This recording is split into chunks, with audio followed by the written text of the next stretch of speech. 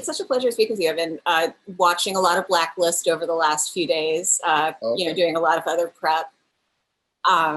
And so I think Blacklist is actually a pretty good place to start off, if that's all right with you. Of course, yes. Yeah. Great. I mean, I found this early interview with you. I think that you were being interviewed about the Matrix movies, and you had been asked, "Are you interested in TV?" And I think you said something to the effect of, "I just haven't figured out TV yet. I haven't gotten into it." Now, of course, you've had 8 seasons on the show, which is a huge thing for any actor. Well, it is without question now the longest consistent job I've ever had in terms of a role that I've played. 150 some episodes of there might have been parts that I played in the theater where I did 100 or a couple of 100 performances, but this length of time has been it's been a blessing. I'm grateful for the job. I like the job in addition to being grateful. It's a good character. It's a good part. He's a pretty complicated guy, even if Harold Cooper, that is, doesn't have a whole lot of screen time relative to some of the other characters. But what's there is of substance and dense, in its own way. I kind of feel that Cooper is sort of a black hole in a way that he allows the other people to be in orbit around him. That's all. But I'm holding a kind of center, which has been very interesting. And your statement quoting me is saying that I hadn't figured out TV yet. I guess I can say that I figured it out. It's network, and so there's a whole sort of ecosystem that network television has that I really wasn't used to before. But every year, until the pandemic, you had to do things like the upfronts and the TCAs where you're meeting critics and advertisers and stuff like that. So that whole sort of dog and pony has been interesting, but very beneficial, as I try to become a viable producer in my own right. I've been producing content now. So just being on a show where you get to see how it's done, how it should be done, how when things don't go necessarily according to plan, how you reconfigure and figure that out. What the process is to keep it fresh and to keep it viable. It's been a real lesson in that kind of aspect. The sort of the diplomacy of it, so to speak, the politics of it, the process of it. How do you consistently bring in an 8-day or 9-day schedule, quality television, particularly in this environment, the protocols that they've figured out. So it's been beneficial in many ways, other than just, a paycheck and my face on the little screen every week. So it's been great. In the grand scheme of things, there aren't too many actors who can have the experience of playing a character over that many years, but differently from theater, where the character actually evolves, like story-wise. I was looking over episode summaries, and you had Cooper had his big Kuwait episode last season, which was a fun break for the show and a great opportunity for you to develop the character more. But that was something that's been planted since season 1, that element of his backstory. That's right. Yeah, they and I don't know, really what the process is for the writers. The writers are in a different room than we are, of course, and they, they're the people who sort of put together the recipe, and then and we are the ingredients, and so, but planting those Easter eggs in the first season that they'd pay off in season 7, season 5, season 8 is great. And once again, I take things away from that as a creator. I know a lot of times these big budget movies also have Easter eggs where they're dropping all sorts of nuggets. And if you watch it 50 times, it's a kind of secret code. Cryptologist would have fun with it. Do you know what I mean? Like okay. There are people, for example, not to go down too far down this rabbit hole, but there are people who believe that say, for example, Francis Bacon wrote Shakespeare's plays, and if you figure out the code, he's sending all kinds of messages. So I like that kind of stuff. It's nerd stuff. But yeah, it makes it a lot of fun. Absolutely. In general, I've talked to actors who go both ways on this question. Do you like to know everything in advance, or do you kind of just want to take it like one script at a time, one episode at a time, one story at a time? The latter. Mm-hmm. You know, I think it's very interesting, Liz. I think I like or appreciate both. That is, you know, I get a little philosophical about acting. I get scientific really about it. That is, I think that it's important to know what it is that you can know. And in this case, Harold Cooper is the same person. Like he doesn't know everything that is about to happen or that it is currently happening. But he likes to find out. He has to figure that out. That's his job. And in many ways, I think that my role as an actor is the same way. It helps me sort of create a realistic character that I don't know I don't know if Liz and Red are related. I don't know that they're not.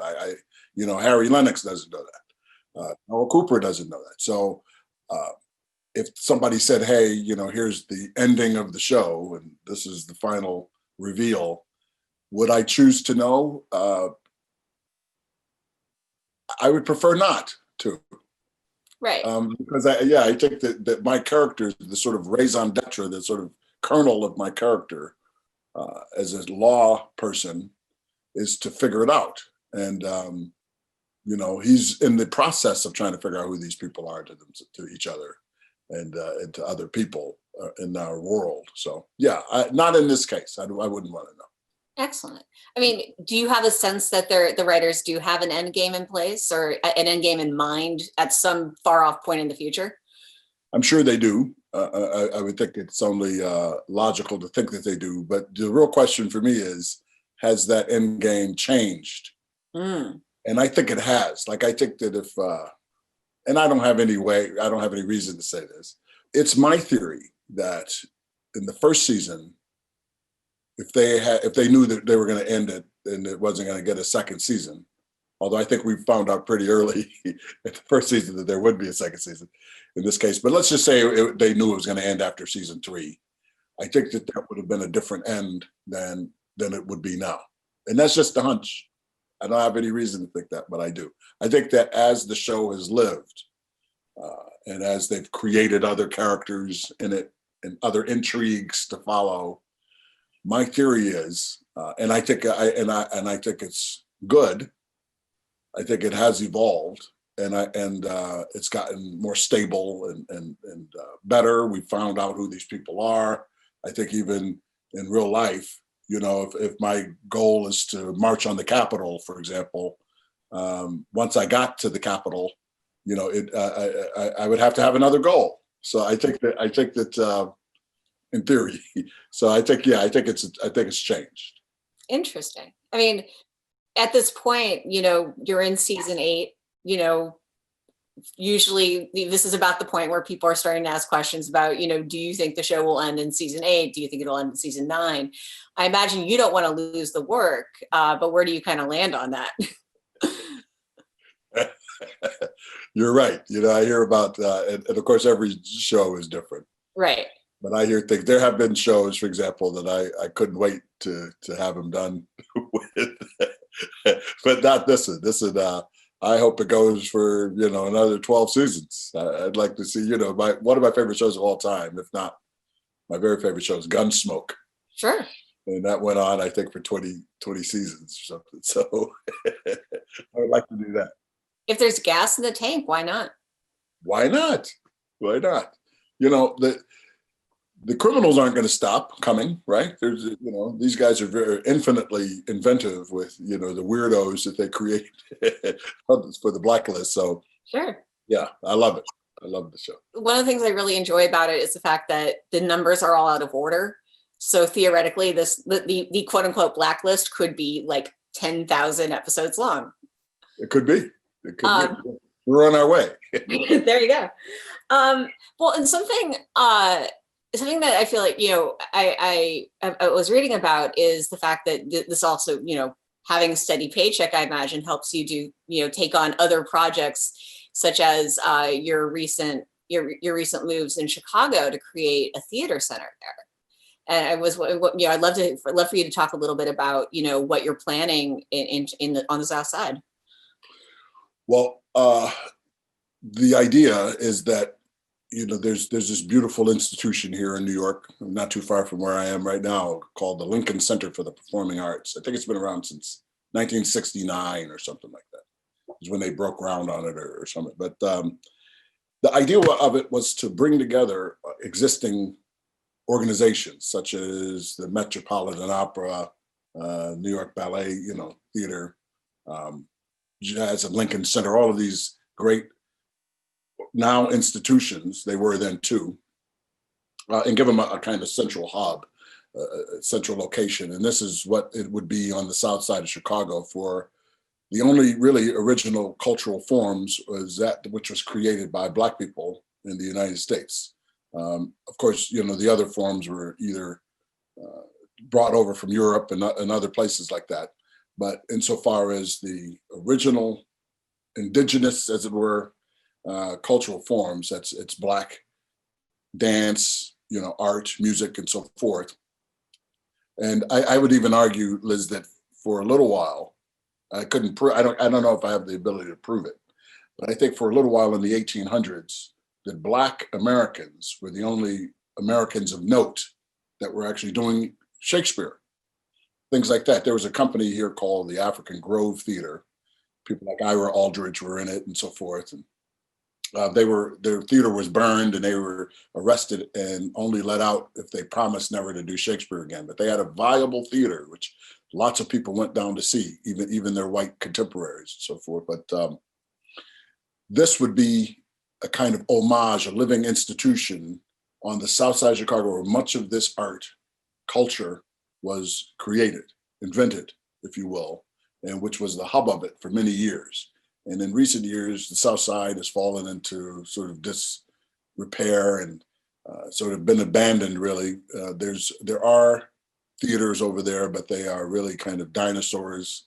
And so this would be a state-of-the-art theater where instead of having to go downtown or up on the north side or all the way to another, suburb, you can actually stay in your own backyard and see world-class entertainment right in your backyard.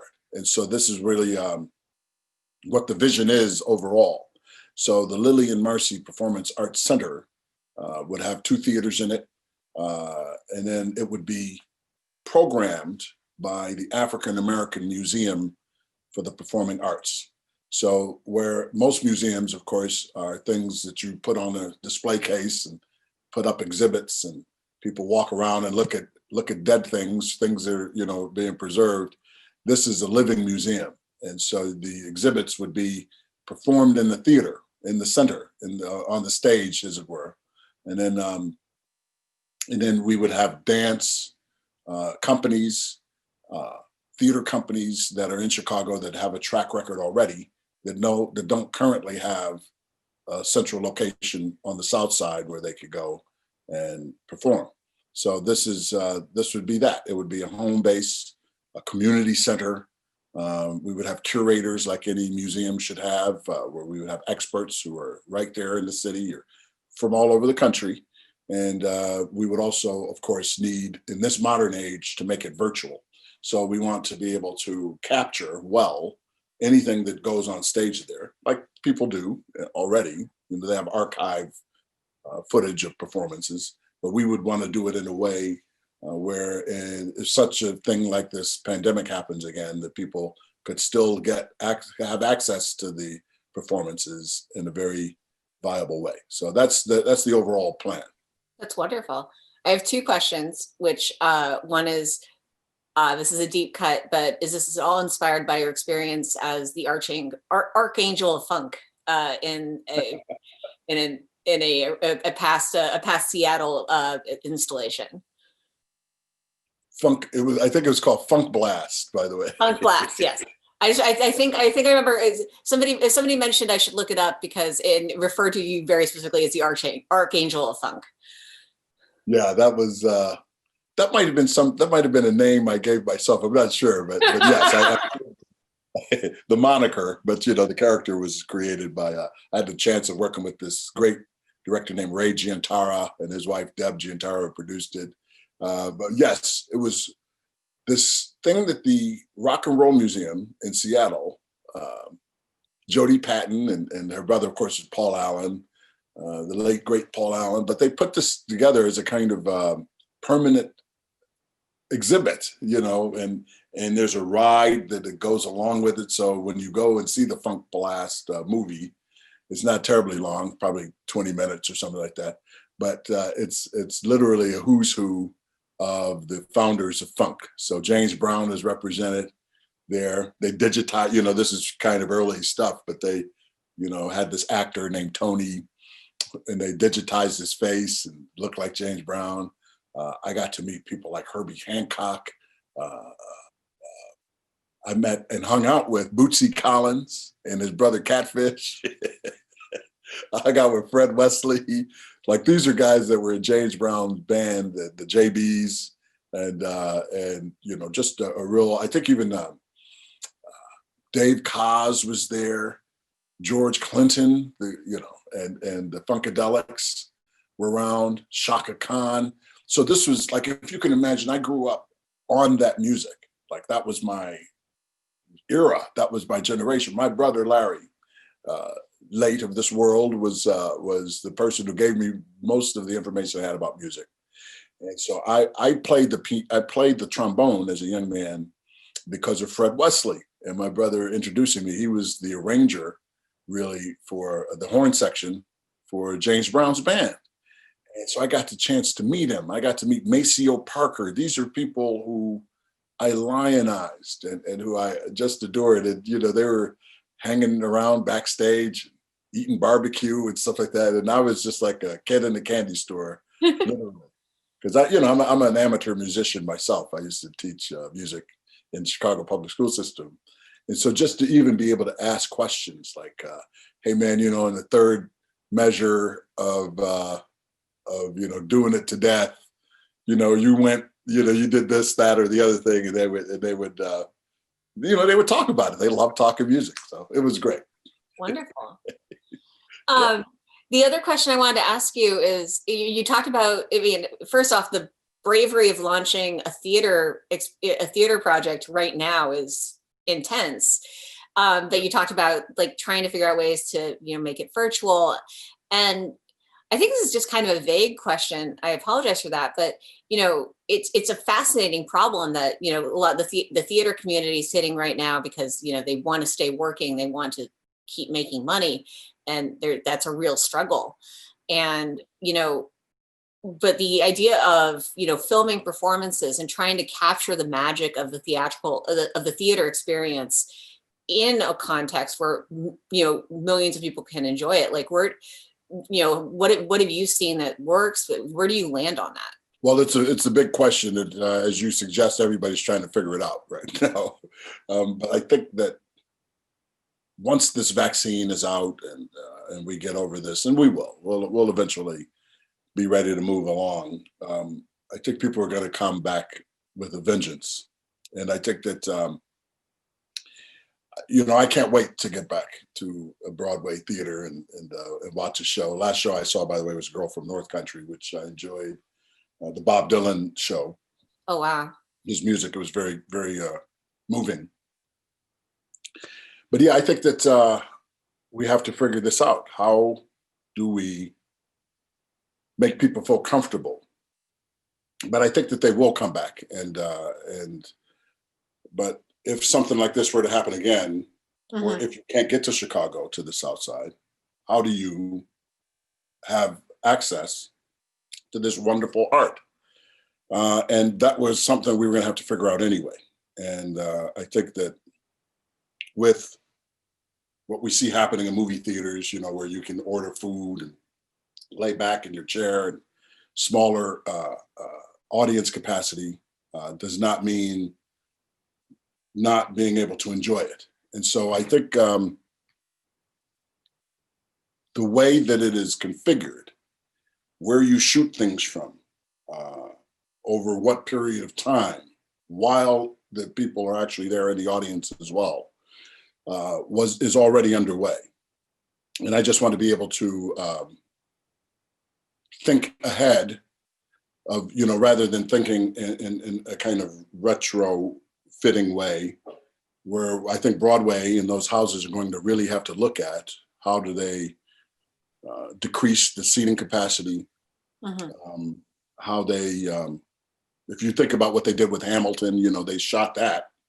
Right. I don't know how, but they shot that. And so Julie Taymor shot for a kind of experience on a film, her Midsummer Night's Dream, which is ingenious work. It took them several days to film that, but I think that there's probably a more efficient way. It won't be at that sort of, with those, at that production level, getting all of those cameras in there. But I think you can give somebody an enhanced experience over what it was that they've been used to seeing in archive footage, right? You set up a couple cameras, and then, but how do you get in there? How do you plant cameras in places around, with the development of the technology where you can have smaller and smaller cameras, which capture very good material. I think it's very possible. I think even the idea of giving people some sort of, we have these body mics. Sometimes you see the people with the microphones on their head. Sure. I think eventually they'll be able to literally hide on the actor's body, where you can actually really get really great perspective. It'd be like you and me talking personally, where you can get really good footage without it impeding or even being observable from the audience. And that then you could give the audience something they wouldn't have the ability to see. So I think it's developing now. And by the time our theater is open, which will probably be in about a year and a half or so, if all things go according to plan. I have some wood here I'm knocking on. Oh, that's right. That thing called Moore's Law, right? Which is every 18 months, the capacity of a computer, I think, doubles. Yeah. So I think that, we're talking about an 18-month thing. And I think that, it'll be a brave new world at that point. We just want to design the theater so it can be flexible to accommodate the changes that are coming. Speaking of a brave new world of content and the way in which we consume things, I have to ask you about Zack Snyder's Justice League. It's basically out there that Martian Manhunter was always meant to be a part of Zack Snyder's original cut. It was always rumored that your character in the first two Zack Snyder's Superman films was meant to be Martian Manhunter. Can we put those things together? I think, we could put the rumor to bed. Yes, I am the Martian Manhunter. Hooray! Yeah, so I am eternally grateful to Zack for seeing it through. It came about in a very circuitous way, right? The fans demanded that his vision be given a fair hearing, a fair viewing, if you will. And so he actually tagged me on a post. It was an Instagram post where he showed the canisters of the cut, of Snyder cut, and so it's complete. When exactly it comes out, I don't know. I've heard March.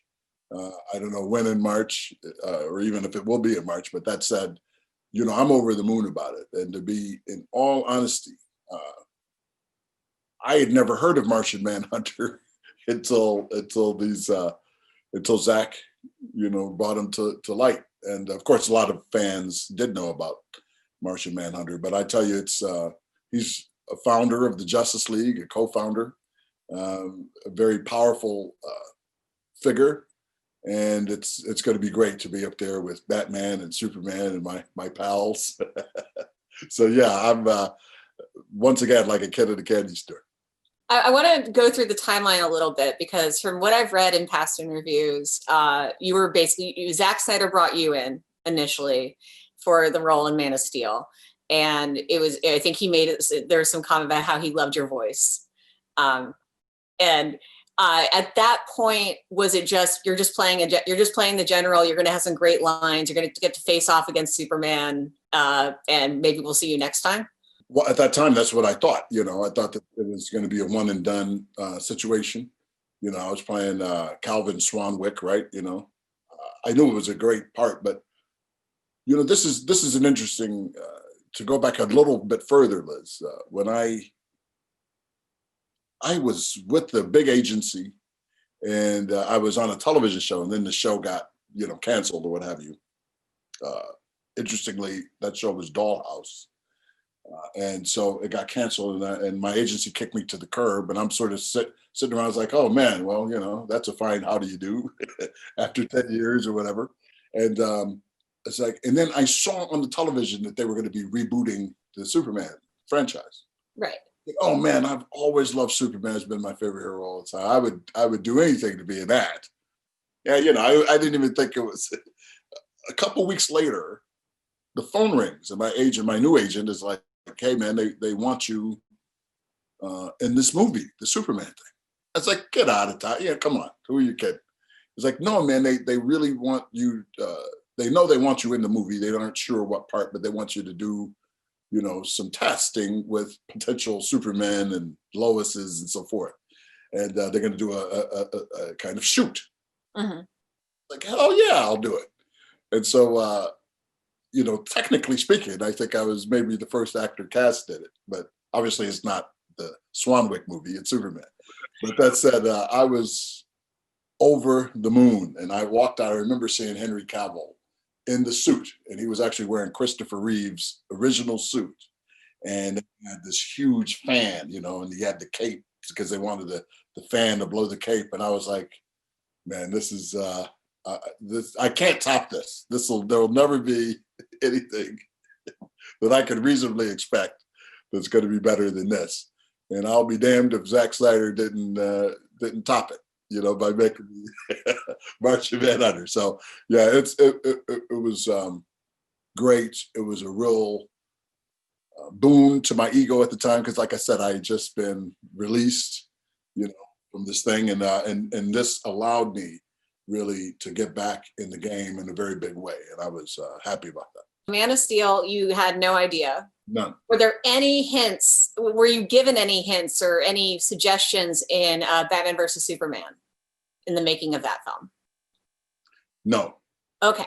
When Zack Snyder was developing his Justice League, that's when it was like, by the way, your character is actually Martian Manhunter. I never saw the script. I didn't get a chance to read the script because they keep all of those things. They were still being developed, and they keep all of that under lock and key. So, I had already done the two, and I was on the Blacklist at the time, and they had to agree, for the scheduling.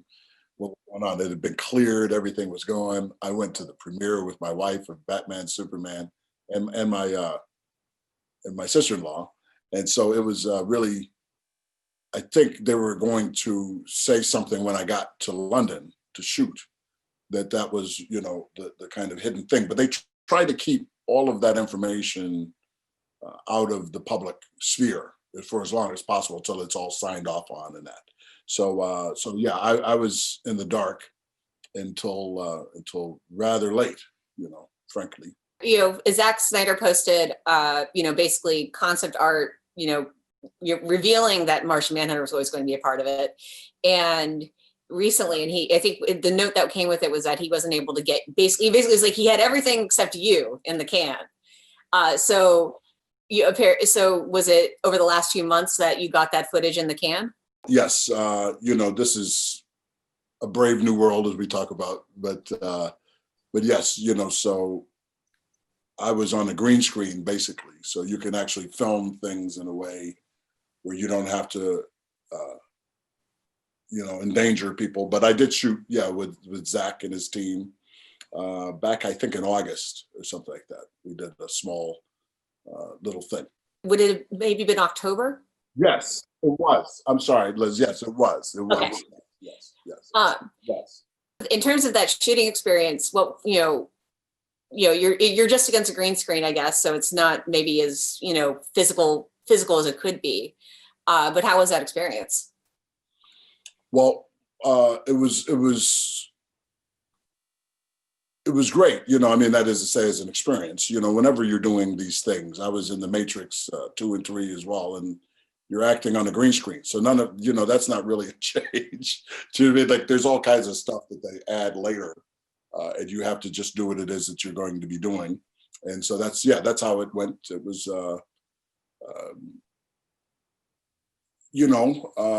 what it is we do. Yeah. No, of course. I can't say too much about it, Liz, Of course. I mean, before we move on from Martian Manhunter, he is a character I really enjoy just because I think he has such a fascinating backstory from the comics. Do you have your take on him? Do you have like your kind of perspective on who he is as a character? As a founder of the Justice League, obviously that is he's a good person. He's a heroic figure. He's, not a bad man. Like he's trying to actually make the world better. So, I think anybody in that league is already sort of determined, to be virtuous. And I think he's a very virtuous character. As to say, I didn't know much about him. I did some research later, to just sort of shore up my knowledge about who this guy was. But yeah, I think a lot of it is going to be in the hands of Zack and the context of what it was that was shot, in London, I guess a few years back now. I'm curious about the experience of making Dollhouse, just because that feels like we were talking earlier about, not wanting to know everything before it happens. But I feel like the second season of that show, and I feel like at this point it's been long enough that we can say okay to spoilers. But there's some major twists in the last half of that second season where it's like, I've always wondered, like, how do you go in playing that, knowing, but without having known without knowing what's coming next. It's a very interesting thing. I didn't know, for example, that Boyd, the character I played, Boyd Langton, was going to be the sort of mastermind behind the whole thing. But the way I justified that was, I think that the real Boyd Langton, the guy I came in as in the first season, I believe was switched out. I think that they got to him and and turned him into a doll, so to speak. And right. So that's really an upload. That's not really him.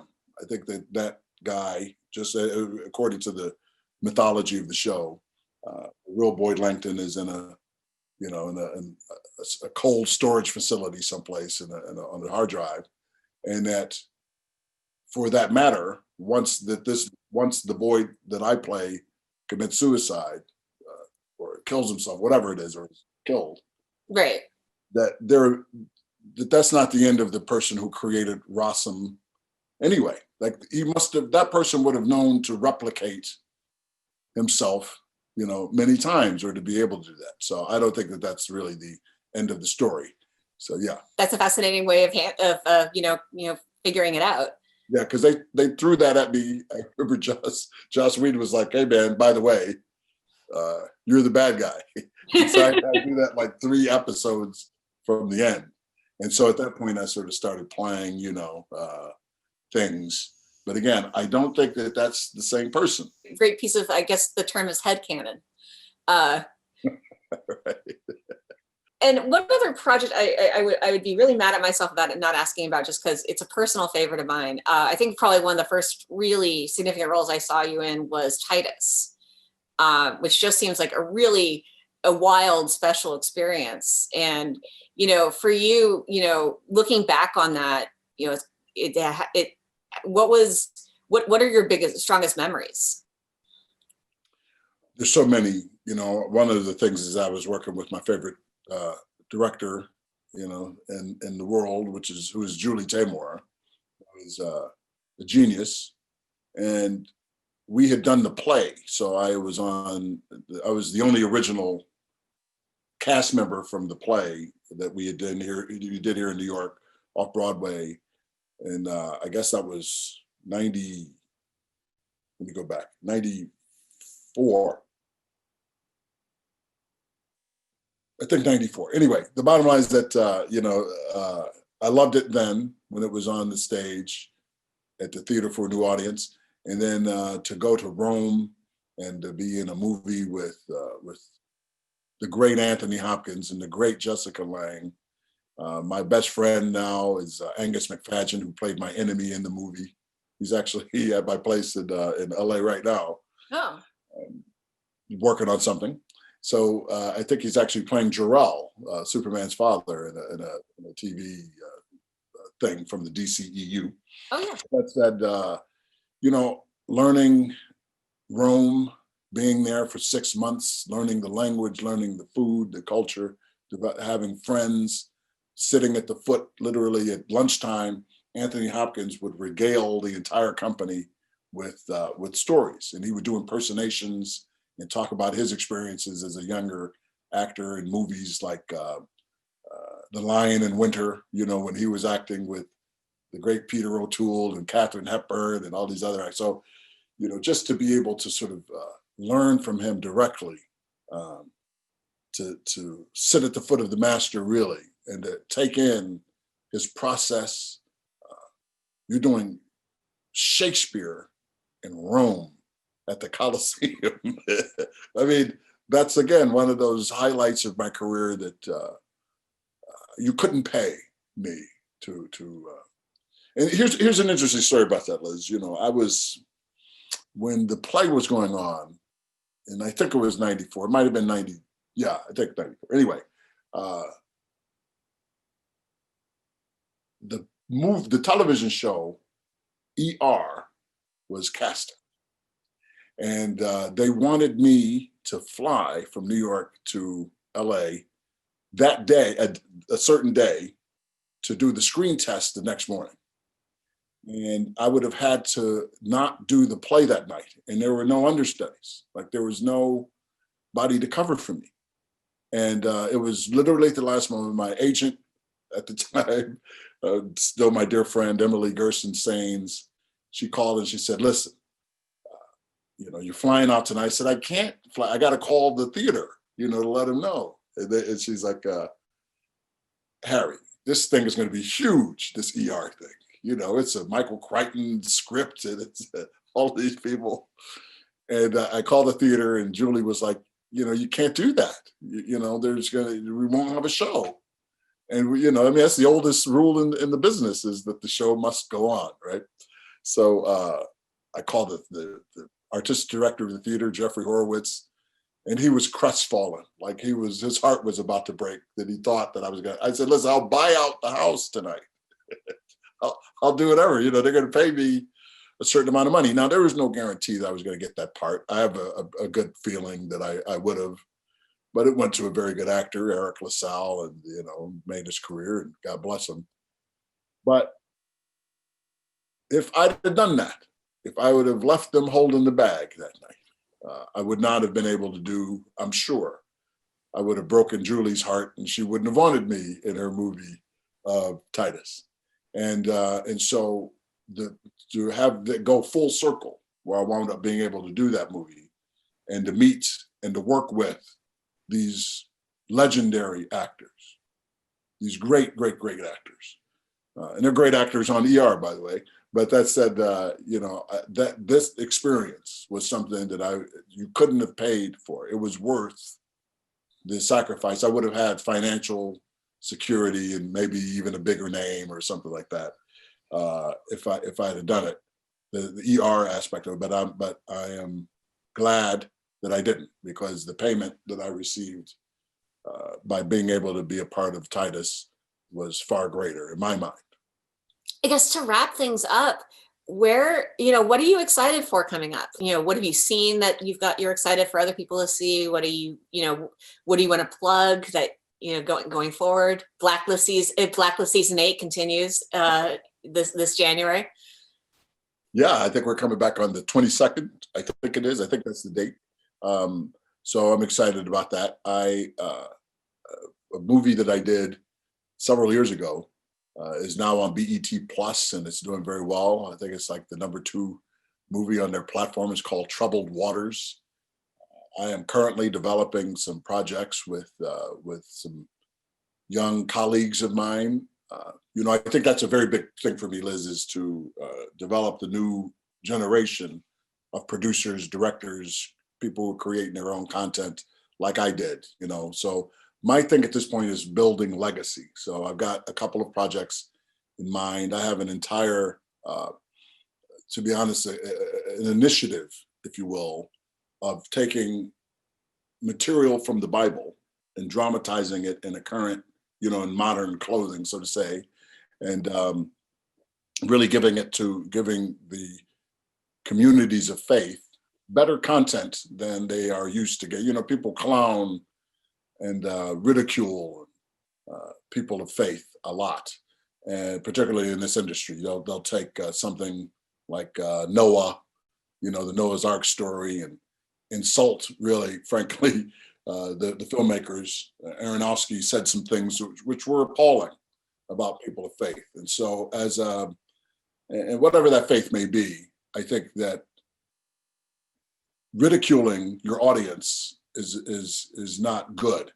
And what I want to do is to redeem people through the faith by giving them good entertainment, something which I refer to, I'm not unique in this, as theological aesthetics, or as aesthetic theology. Depends on which way you want to, to think of it, the cart before the horse, so to say. But if we think about the greatest art ever created, art itself, in many ways, was really part of a religious festival. You think about the amphitheaters in Greece, and even the person who's given credit for being the first actor, Thespis, that he started reciting these Homeric, things. He was becoming the characters. He was doing all that. Was the first real event. But these were a kind of homage to religious ideas or figures. And I think to redeem that, even if you look at the superheroes, those are gods. Do you know what I mean? Like this is what they refer to as in loco dei, in the place of God. If you think about even Superman, he's sent as the only son, to the world as we know it, and to redeem it and to do things on its behalf.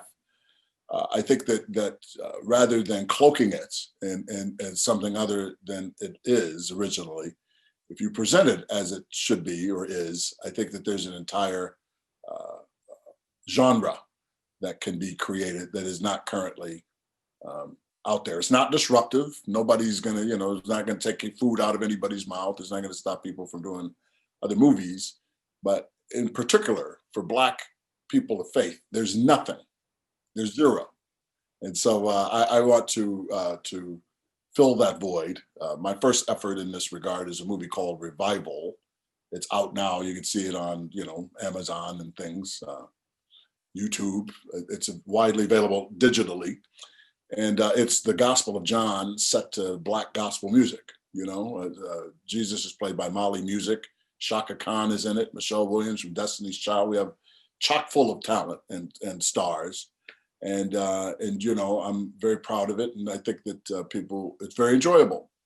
So I want to do more of that kind of work. And I think it's wide open territory. And as I say, not disruptive in any way, but actually in this time when we need it more than ever, giving something that can inspire them, give them peace, a sense of well-being, instruction on how to live, to let them know that they're not alone and that these stories, the experiences they're going through, are as old as time. So that's the long vision, in addition to the Lily and Marcy Center for the Performing Arts. Wonderful. Well, it's been such a pleasure to talk with you today. I can't thank you enough. Yes, me too. Yeah, excellent. And I can't wait to see more of what's coming.